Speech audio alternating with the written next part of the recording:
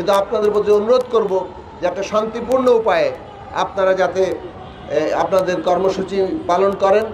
যারা নিয়োগের সুপারিশ পেয়েছিলেন ৬,০০০-এর উপরে শিক্ষক, তারা এখানে তাদের প্রতিনিধিরা উপস্থিত আছেন।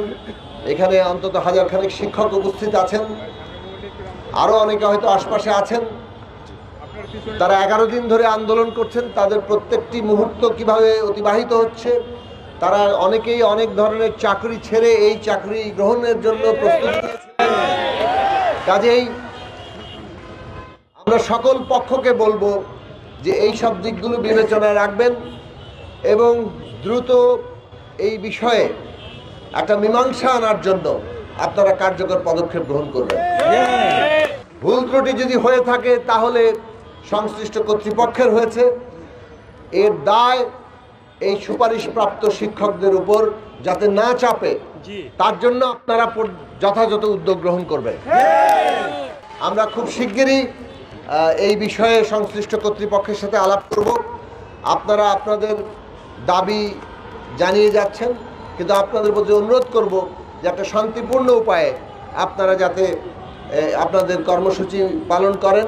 মনে রাখবেন, আমরা এমন একটা সময় অতিক্রম করছি যেখানে একটা অন্তর্বর্তী সরকার দায়িত্ব পালন করছে এবং আমাদের দেশের যে বাস্তবতা, সেই বাস্তবতা একটা কঠিন পরিস্থিতিতে এই অন্তর্বর্তী সরকারকে দায়িত্ব পালন করতে হচ্ছে।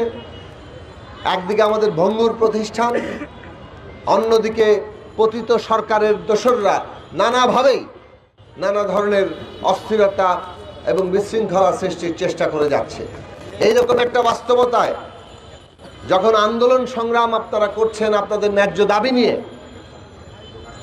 তখন এই আন্দোলন পরিচালনার ক্ষেত্রে আপনাদের সেই সতর্কতা এবং সেই দায়িত্ববোধ থাকা দরকার, যাতে করে আপনাদের আন্দোলন সত্যিকার অর্থে আপনাদের যে দাবি সেটাকে তুলে ধরতে পারে, তার ন্যায্যতা নিয়ে হাজির হতে পারে এবং এর কোনো রকম ফায়দা অন্য কেউ তুলতে না পারে। আমরা উচ্চ আদালতের কাছেও আবেদন জানাই যে আপনারা স্বল্পতম সময়ের মধ্যে, যথাসম্ভব দ্রুততম সময়ের মধ্যে এই বিষয়ে একটা চূড়ান্ত মীমাংসা দিবেন এবং এই যে ৬,৫০০ সুপারিশপ্রাপ্ত শিক্ষকরা, তাদের যে বাস্তবতা, সেই বাস্তবতা বিবেচনায় রেখেই আপনারা আপনাদের সিদ্ধান্ত দেবেন।